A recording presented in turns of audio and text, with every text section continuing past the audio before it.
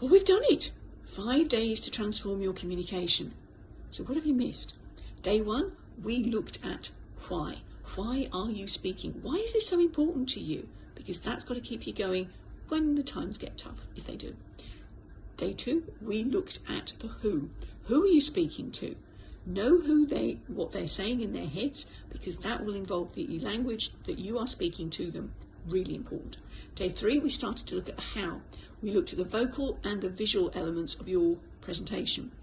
Yesterday, day 4, we looked at performance. Some of those little speaker tips and tricks to get you into state, warmed up. How are you going to get your message across, including some fun with wardrobe malfunctions?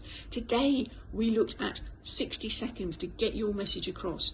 You have the opportunity of a very succinct window to talk to an events manager. What are you going to say? Book a call with me. Let's see where you go from here. Bye from me.